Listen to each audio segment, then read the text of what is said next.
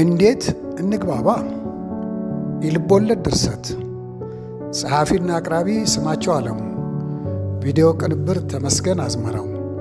አድማጭ ተመልካቾቻችን እንደምን ሰነበታችሁ? ባለፈው ዝግጅታችን የመጽሐፉን መግቢያ ክፍል ማቅረባችን ይታወሳል። ቀጥለን ደግሞ ክፍል አንድን እናቀርብላቸዋለን።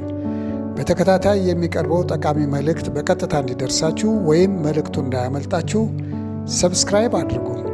ለሌሎችም እንዲደርስ ሼርና ላይክ እንድታደርጉ በትህትና እናሳስባለን። ሰውና ቋንቋ።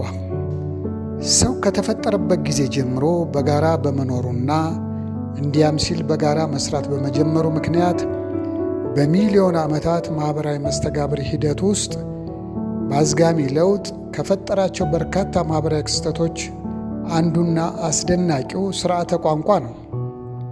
ሥርዓተ ቋንቋ ሰውን ከሌሎች እንስሳት ከሚለዩት አበይት ባሕርያት መካከል አንዱ ሲሆን ሰውም ዕውቀቱን ወይም ግንዛቤውን፣ ስሜቱን፣ ሐሳቡን፣ ፍላጎቱን፣ ምኞቱን፣ እምነቱን ወዘተ ይገልጽበታል ወይም የሌላውን ሰው ሐሳብ፣ ፍላጎት፣ እምነት፣ ስሜት፣ ግንዛቤ፣ አመለካከት ወዘተ ይረዳበታል። ቋንቋ በምርት ተግባር ሂደት ውስጥም እጅግ ጠቃሚ መሳሪያ ነው። ሥራ በተፈጥሮ ማኅበራዊ በመሆኑ አነሰም በዛ ማንኛውም ሥራ የሚከናወነው በቀጥታም ይሁን በተዘዋዋሪ ሰው ከሰው ጋር በመደጋገፍ ወይም ዕውቀቱን እና ልምዱን ጉልበቱን በማስተጋገዝ እና በመወያየት እንደሆነ ይታወቃል። ነገር ግን መተጋገዝም ሆነ መደጋገፍ እርስ በርስ በትክክል ካልተግባቡ እጅግ አስቸጋሪ ነው።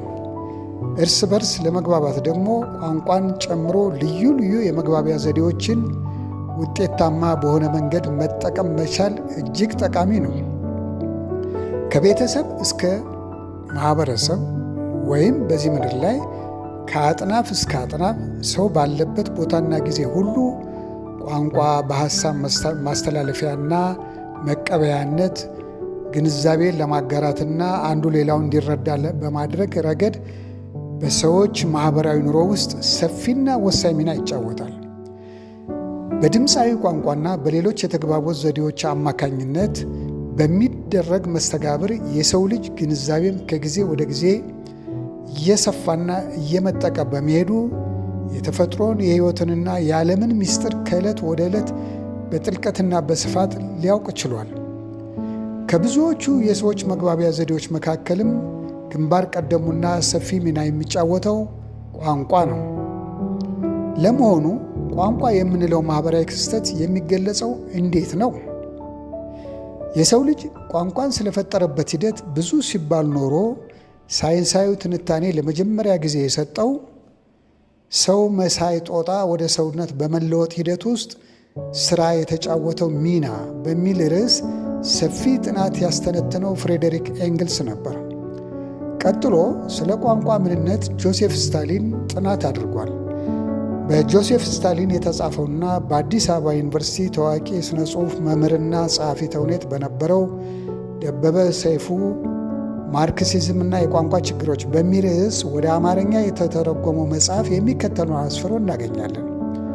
ቋንቋ የሚባለው ቀለል ባለ አገላለጽ ድምፆች ስርዓት ባለው መንገድ ተገጣጥመውና ቃላትን ሆነው ቃላትም እርስ በርሳቸው ሐሳብ መግለጽ በሚችሉበት ዘዴ ተቀናጅተውና ተሰድረው የሚገኙበት ማኅበረሰቡ በልማድ የሚከተለው ስርዓት ነው ይላል። በተግባቦት ሂደት እየታዩ ያሉ ችግሮች ሰዎች ነግቶ እስኪመሽ ወይም በሥራ ደክመው በእንቅልፍ እስከሚሸነፉበት ጊዜ ድረስ በአብዛኛው ሐሳብ ለሐሳብ ሲለዋወጡ ይውላሉ።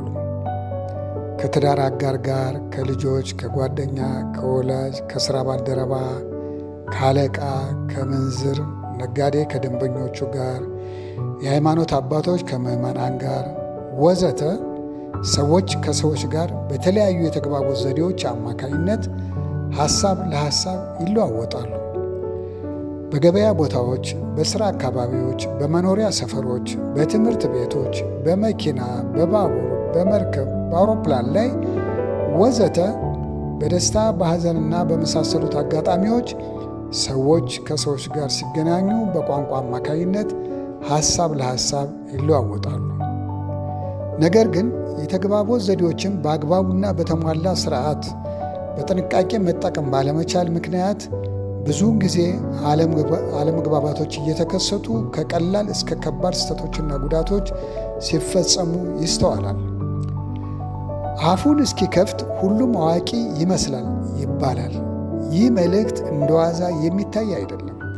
ንግግር የእውቀትን፣ የማንነትን፣ የአመለካከትን እና የአቅምን ሁኔታ ፍንትው አድርጎ ያሳያል። አንድ ሰው ያልተማረ መሆኑ ወይም ቢማርም ሰፊ አመለካከትና ጥልቅ ግንዛቤ ያለው መሆኑና አለመሆኑ በንግግሩ ይገመገማል። እንዲሁም ሰው መናገር ሲጀምር መልካም ወይም አስቀያሚ ቃላትን ይሰነዝራል።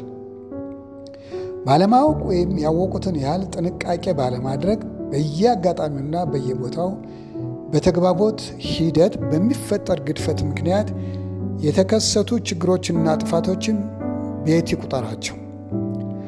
ባልና ሚስት ሌላ ምንም ምክንያት ሳይኖራቸውና አንዳች ነገር ሳይጎድልባቸው እንዲህ አልሽኝ፣ እንዲህ አልኸኝ በሚል መነሻ ብቻ ወደ አለመግባባት እየገቡ የከፋ ግጭት ደረጃ ላይ የሚደርሱበት አጋጣሚ ብዙ ነው። መምህራን በአነጋገር ብልሽት ከስራ ባልደረቦቻቸው ወይም ከቀለም ልጆቻቸው ጋር የሚጋጩባቸው አጋጣሚዎች በርካታ ናቸው። አለቃ ንግግሩ ሳይሰምርለት ቀርቶ ምንዝሮቹን የሚያስቀይምባቸው አጋጣሚዎች በቀላል አሃዝ የሚገመቱ አይሆኑም። ፈጽሞ የማይተዋወቁ ሻጭና ገዥ በገበያ ቦታ ተገናኝተው በንግግር ብልሽት በሚፈጠር ስሜታዊነት የሚሰዳደቡባቸው፣ እልፍ ሲል ደግሞ ዱላ የሚማዘዙባቸው፣ ምናልባትም ሕይወት የጠፋባቸው አጋጣሚዎች ይኖራሉ። ከልብ የሚፋቀሩ ጓደኛሞች በተግባቦት ስርዓት አጠቃቀም ጉድለት ስሜታቸው እየተጎዳ ፍቅራቸውን ውሃ ያስበሉበት አጋጣሚ ቢሰላ ብዙ ነው። ሊያስፈርዱ በችሎት ቆመው በንግግር ስርዓት ጉድለት የችሎት ስነ ስርዓት ጥሰዋል ተብለው በፍርድ ቤት ትዕዛዝ ዘብጥያ የወረዱ ሰዎችንም በብዛት ማግኘት ይቻላል። በየሀገሩ የሚገኙ መሪዎች በንግግር ብልሽት የሚመሩትን ሕዝብ በድንገት የሚያስቆጡበት አጋጣሚ ብዙ ነው። እንዲህ እና እንዲያ እያልን ብንቀጥል በስርዓተ ተግባቦት አጠቃቀም ጉድለት በየዕለቱና በየስፍራው የሚደርሱትን ማኅበራዊ ችግሮች ዘርዝረን አንጨርሳቸውም። ቋንቋ፣ ስሜትና ሐሳብ። የሰው ልጅ ይዞት የሚወለደው ንጹሕ ግን ሊዳብርና ሊበለጽግ የሚችል አእምሮ ነው። ከዚያ በኋላ ከአካባቢው ተፈጥሯዊና ማኅበራዊ ክስተቶችና ስርዓቶች ጋር በሚያደርገው የማያቋርጥ መስተጋብር አማካይነት የስሜት ሕዋሳቶቹ ቀስ በቀስ እየሰለጠኑ ሐሳብም ደረጃ በደረጃ በአእምሮ ውስጥ መከማቸትና ልዩ ልዩ ግንዛቤዎችና ትርጓሜዎችን መፍጠር ይጀምራል። በተለይም ሕፃናት የቤተሰቦቻቸውን ቋንቋ ማዳመጥና ቀስ በቀስ እየተንተባተው መናገር ሲጀምሩ ደግሞ የበለጠ ግልጽ የሆነ ስሜትና ሐሳብ በአእምሯቸው ውስጥ መመዝገብ ይጀምራል። የንግግር ችሎታቸው ሲዳብር ደግሞ የሐሳባቸው ጥልቀትና ግልጽነት ይጨምራል። በአኳያው የስሜትና የሐሳብ ጥልቀትና ግልጽነት ሲጨምሩ ደግሞ በተለይ በአፍ መፍቻ ቋንቋቸው የመጠቀም ችሎታቸው ደረጃ ይሻሻላል። እንዲህ አይነት ጥብቅ ትስስር ስላላቸው ሐሳብና ስሜት ከቋንቋ ተለይተው የሚታሰቡ ጉዳዮችና ክስተቶች አይደሉም። ምክንያቱም ለስሜትና ሐሳብ መከዘኛውም ሆነ መገለጫው ቋንቋ ነውና። ዕውቁ የሥነ ልሳንና የሥነ ጽሑፍ መምህርና ደራሲ ዳኛቸው ወርቁ ሐሳብን እና ስሜትን የጽሑፍ ጥበብ መመሪያ በሚል ርዕስ በሰጠው መጽሐፉ ውስጥ እንዲህ ሲል አያይዞ ገልጿቸው እናገኛቸዋለን። ሐሳብና ስሜት ከራስ ከህብረተሰብ የምርት ግንኙነትና በአጠቃላይ ከሰው ልጅ የእድገት ግስጋሴ ውጤት አንጻር ከሰው ውስጥም ሆነ ከሰው ውጭ ካለው ዓለም የሚመነጭ በአንድ በተወሰነ ቅጽበት የሚጤን አጠቃላይ ወይም ዝርዝር ክስተት ነው። ግልጽነትና ተጨባጭነት ሊኖረውም ላይኖረውም ይችላል ብሏል። ቤንጃሚን ሊዎርፍ የተባሉ የሥነ ልሳን ተመራማሪ ደግሞ የሰዎች መግባቢያ ቋንቋ አስተሳሰባቸውና ግንዛቤያቸው በእጅጉ የተቆራኙ ናቸው። የተሻለ የእድገት ደረጃ ላይ የደረሰ ቋንቋ የሚጠቀሙ ሰዎች አስተሳሰባቸውም ያን ያህል የዳበረ ነው ብለዋል። እንግዲህ በመግቢያው ለመጥቀስ እንደተሞከረው ቋንቋ በዋነኛነት የሚገልጸው የሰዎችን ሐሳብ፣ ሰፋ ብሎ ሲታይ ደግሞ የተናጋሪው ማህበረሰብ ባህል ወይም ሁለንተናዊ አኗኗሩን ሲሆን ስሜትም በቋንቋ ይገለጻል።